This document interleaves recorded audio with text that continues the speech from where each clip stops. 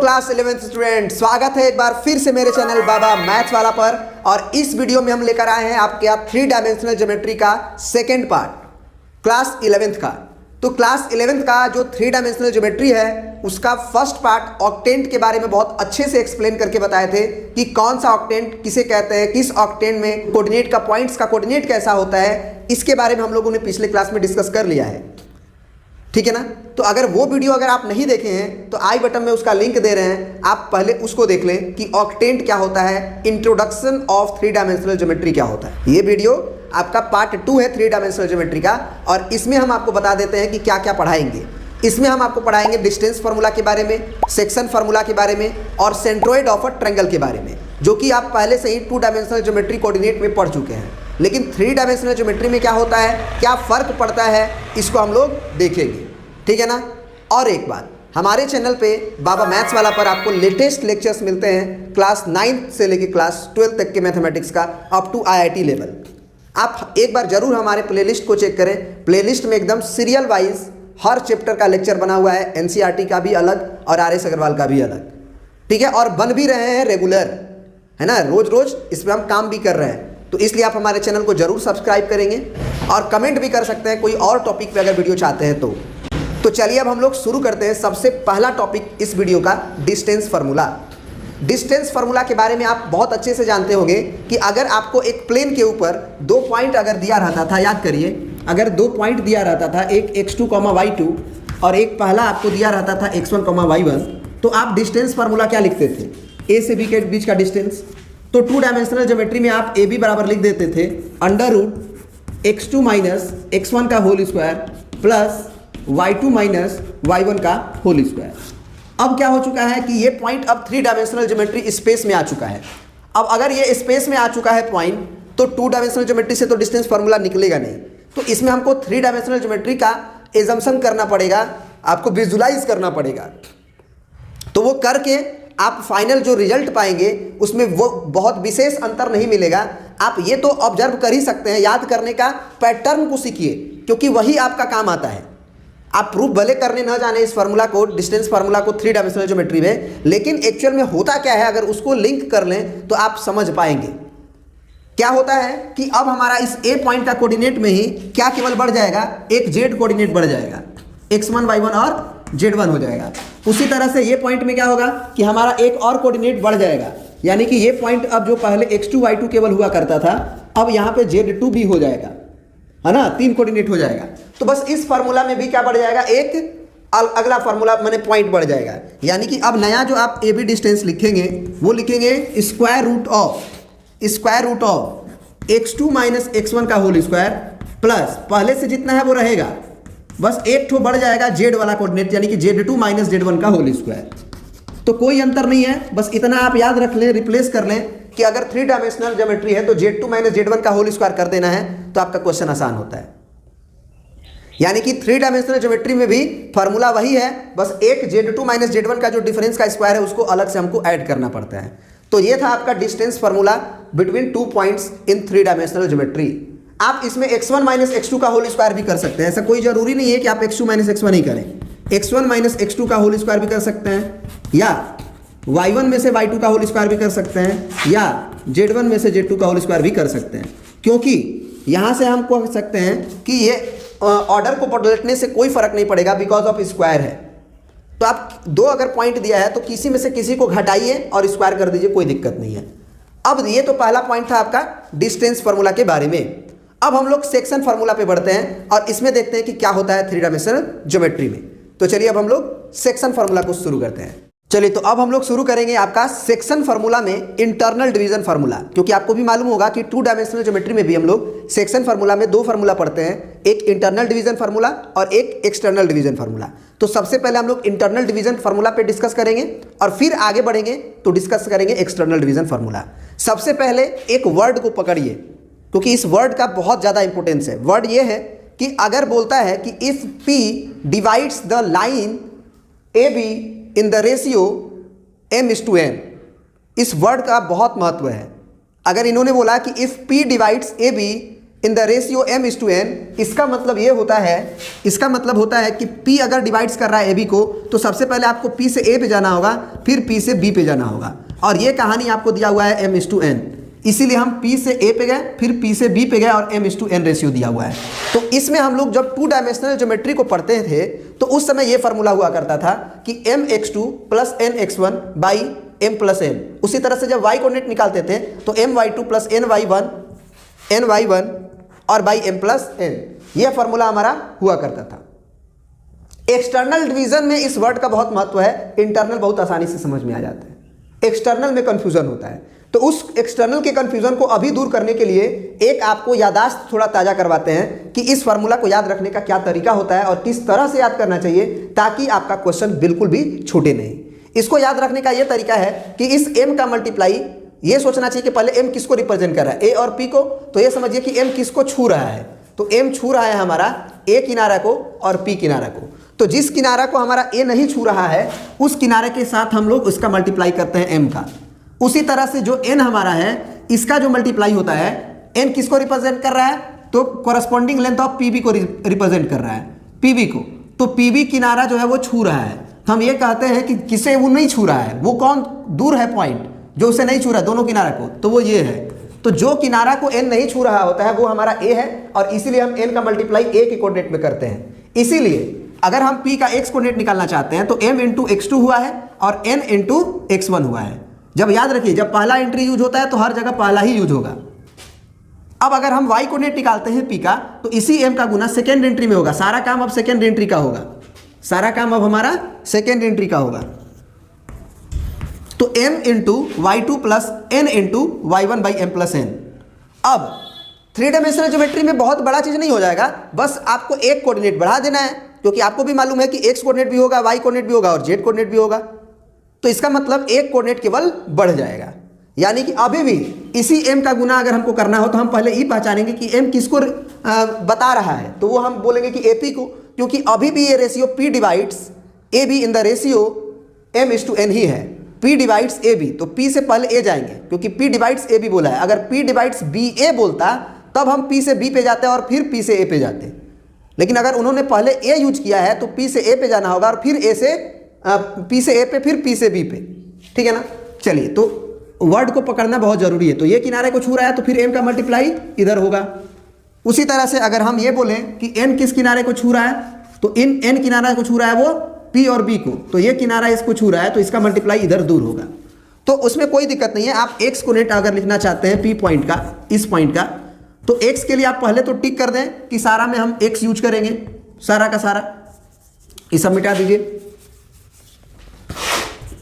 आप x पे टिक कर दीजिए सब जगह। अब x पे टिक कर दिए तो m इंटू इस m का गुना दूर में इसके लिए, तो mx2 प्लस इस n का गुना इधर, तो पहला एंट्री सब जगह टिक किए तो पहला एंट्री में ही गुना होगा, तो nx1 और y m+n।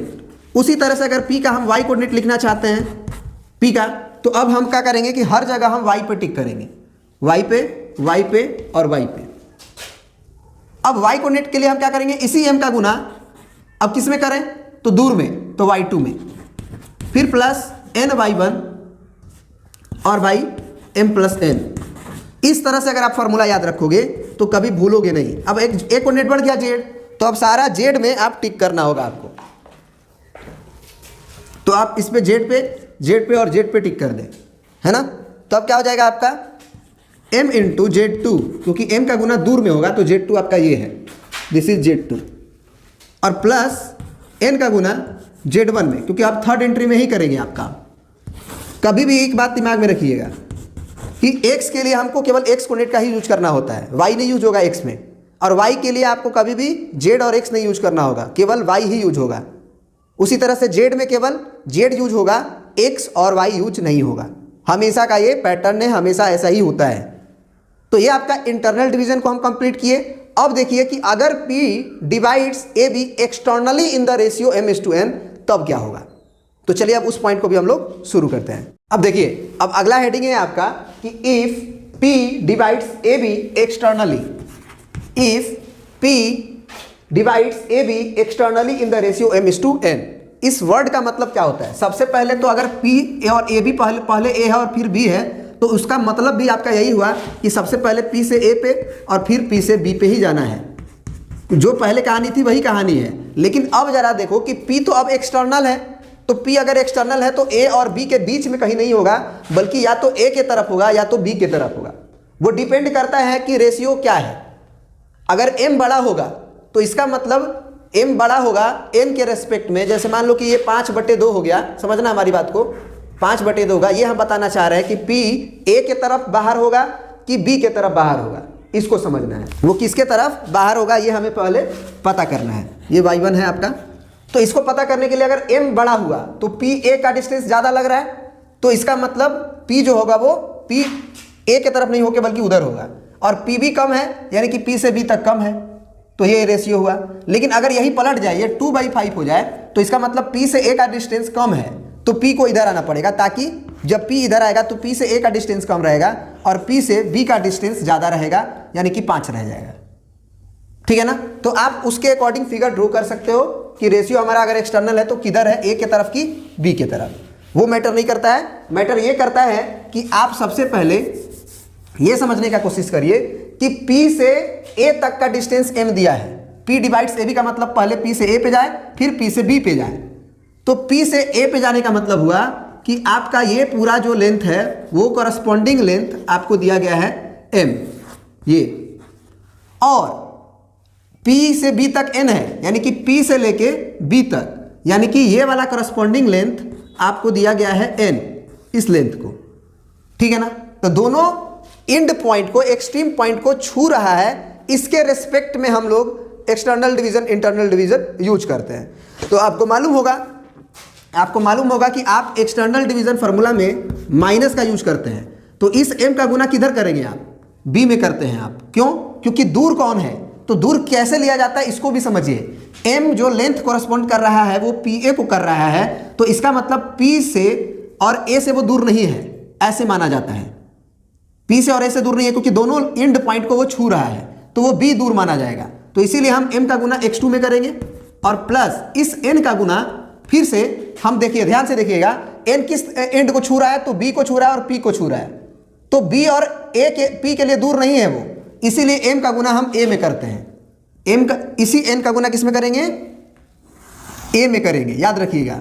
और इस M का गुना के लिए दूर हमारा कौन है? यही है, क्योंकि ये किनारा जो है वो छू रहा था M वाला P और A के, तो इसीलिए अब N का गुना हमारा इस x1 में होगा। तो आपका पहले भी यही हुआ करता था, N(x1) और by M plus N, sorry minus होगा यहाँ पे, इस बात का भी ध्यान रखिएगा, यहाँ पे माइनस होगा और माइनस N, क्योंकि एक्सटर्नल में माइनस लग जाता है। उसी तरह से अगर y कोऑर्डिनेट आप चाहते हैं P का, तो फिर इसी M का मल्टीप्लाई दूर में होगा, तो दूर यही B हुआ तुम्हारा, क्योंकि इस किनारा और उस किनारा को छू रहा है। और जब हम y यूज करते हैं तो सब जगह हम y पे टिक करेंगे, यहाँ भी, यहाँ भी, यहाँ भी। तो फिर क्या हो जाएगा? My2 और माइनस Ny1 और बाई M-N, है ना, M-N, ये हो गया तुम्हारा। अब चलिए, तो ये तो आपका तुम्हारा एक्सटर्नल डिवीजन में 2 डायमेंशनल ज्योमेट्री में हुआ। अब हम लोग क्या पढ़ रहे हैं? 3 डायमेंशनल ज्योमेट्री में। तो 3 डायमेंशनल ज्योमेट्री में कुछ नहीं होगा, इसमें भी तो यही वर्ड लिखा है कि P divides AB externally in the ratio M:2N। इसका मतलब P से पहले A पे ही जाना है, यानी कि P से A का मतलब क्या हुआ? P से A तक का लेंथ कॉरस्पॉन्डिंग दिया होगा, यानी कि हम ये कह सकते हैं कि ये हमारा लेंथ कॉरस्पॉन्डिंग दे रहा है। और फिर आपका P से B तक ही माना जाएगा, क्योंकि यही वर्ड यूज हुआ होगा। तो P से B तक, तो ये हमारा हुआ N। अगर आपको ये बोल दे कि P डिवाइड्स BA एक्सटर्नली, तो पहले P से B पे जाइएगा और फिर P से A पे जाइएगा, इसको भी ध्यान रखिएगा। अब M के लिए दूर तो अब हमारा यही हुआ, और N के लिए दूर, इसके लिए दूर ये हुआ, और N के लिए दूर ये हुआ। ठीक है ना? तो फिर से कोई दिक्कत नहीं है। अगर P का हमको x कोऑर्डिनेट चाहिए तो हम वही करेंगे, M इंटू x2, फिर माइनस N इंटू, N के लिए ये दूर है तो x1, पहला एंट्री पे टिक कर दें आप सारा जगह, तो N x1 और बाई M-N। उसी तरह से सिमिलरली y कोऑर्डिनेट जब हमको निकालना होगा, तो y कोऑर्डिनेट इसका निकालने के लिए क्या करेंगे कि इसी M का गुना किस में? इसका सेकेंड एंट्री में। अब हम लोग किस पे टिक करेंगे? सब जगह सेकेंड एंट्री पे, सेकेंड एंट्री पे। क्योंकि जब सेकेंड एंट्री यूज होगा तो हर जगह सेकेंड एंट्री ही यूज होगा। तो my2 माइनस ny1, क्योंकि अब n जो है वो अब इधर y1 में आएगा और नीचे हो जाएगा m माइनस n। उसी तरह से अगर p का हमको z कोऑर्डिनेट निकालना है यानी यहाँ वाला, तो m का मल्टीप्लाई क्या हो जाएगा दूर में, तो यही दूर होगा हमारा z2, फिर माइनस और n का मल्टीप्लाई z1 में और बाई m माइनस n। तो जो मल्टीप्लाई m और n का किया जाता है वो कैसे लिया जाता है इसको समझना जरूरी है। जिस लेंथ को वो करस्पॉन्ड कर रहा है वो इंड इसका माना जाता है नज़दीक है, और जिस लेंथ को वो माने करस्पॉन्ड नहीं कर रहा है उसको उससे दूर माना जाता है। जैसे कि m के लिए ये किनारा छू रहे थे तो m के लिए दूर ये था, n का किनारा PB लेंथ को करस्पॉन्ड कर रहा था, इसलिए ये और ये दूर नहीं माना जाएगा, इसके लिए ये दूर मानेंगे। तो ये आपका एक्सटर्नल डिवीजन फार्मूला था 3 डायमेंशनल ज्योमेट्री का। क्वेश्चन पे हम आएंगे लेकिन सबसे पहले थ्योरी को कंप्लीट कर लेते हैं। तो अब अगला पॉइंट हमारा है सेंट्रोइड ऑफ अ ट्रायंगल, यानी कि 3 डायमेंशनल ज्योमेट्री में अगर एक ट्रायंगल का तीनों वर्टिसेस दिया हो तो हम लोग उसका सेंट्रोइड के कोऑर्डिनेट को कैसे निकालेंगे। तो चलिए अब हम लोग उसे भी शुरू करते हैं। अब देखिए अगला हमारा है सेंट्रोइड ऑफ अ ट्रायंगल। तो 2 डायमेंशनल ज्योमेट्री में कैसे होता है और 3 डायमेंशनल ज्योमेट्री में कैसे होता है उसको अगर कोरिलेट करके याद करेंगे तो वो फ्यूचर तक हमें याद रहेगा, कभी भूलेगा भी नहीं, ठीक है ना। तो 2 डायमेंशनल ज्योमेट्री में सबसे पहले सेंट्रोइड होता क्या है इसको समझ लीजिए अगर भूल गए हैं तो। सेंट्रोइड होता है point of intersection of medians of a triangle, point of intersection of medians of a triangle. तो मीडियन क्या होता है, आप BC का मिड पॉइंट को लीजिए और A से ज्वाइन कर दीजिए, और आप फिर से वापस से AC का मिड पॉइंट लीजिए, यानी कि ये लेंथ बराबर होना चाहिए, है ना, और ये मिड पॉइंट को आप क्या करिए B से ज्वाइन कर दीजिए। तो ये जो इंटरसेक्शन हुआ वही हमारा क्या कहलाता है सेंट्रोइड। और C से क्या करिए इसके मिड पॉइंट को मिला दीजिए, यानी कि ये लेंथ और ये लेंथ बराबर होने चाहिए तीनों। तो अगर ये तीनों लेंथ जब मिल जाता है एक पॉइंट पे तो इसी को हम क्या बोलते हैं सेंट्रोइड ऑफ अ ट्रायंगल, जिसको G से रिप्रेजेंट करते हैं। और आप पढ़ चुके हैं इस चीज़ को 2 डायमेंशनल ज्योमेट्री में कैसे निकालते हैं G का कोऑर्डिनेट। तो G का x कोऑर्डिनेट अगर आपको निकालना है तो तीनों का A का B का C का तीनों का x कोऑर्डिनेट को जोड़िए, x1 फिर x2। याद रखिएगा जब हम x यूज करते हैं तो सारा जगह x ही यूज होगा। आपको मालूम होगा कि G में भी 3 कोऑर्डिनेट होगा, x में भी, y में भी, z में भी। तो अगर हम x पे टिक करेंगे तो सारा x पे आप टिक, सॉरी z नहीं करेंगे ना, क्योंकि अभी हम 2 डायमेंशनल ज्योमेट्री में हैं, ठीक है ना। तो अब हम x पे केवल टिक करेंगे सब जगह, है ना, सब जगह। तो देखिए अब हो गया x1 प्लस x2, अब प्लस फिर x3 ये वाला और बाई 3। उसी तरह से G का अगर हम y कोऑर्डिनेट निकालना चाहें सेकेंड एंट्री पे टिक करेंगे सब जगह,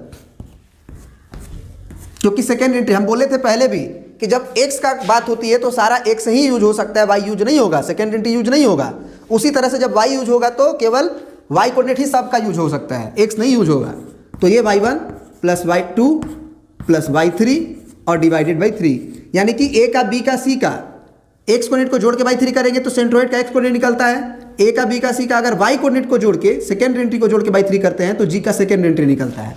सिमिलरली 3 डायमेंशनल ज्योमेट्री में भी यही होता है। सेंट्रोइड आप उसी चीज़ को कहते हैं, मिड पॉइंट को आप मिलाते हैं, ये लंबाई बराबर, फिर इसके मिड पॉइंट को आप सेलेक्ट करते हैं, ये लेंथ बराबर, इसको मिलाते हैं आप, फिर उसी तरह से आप इसको ज्वाइन करते हैं, और निश्चित रूप से ये तीनों एक ही जगह से गुजरता है। तो जो G हमारा है उसका x, y और अब बनेगा z भी।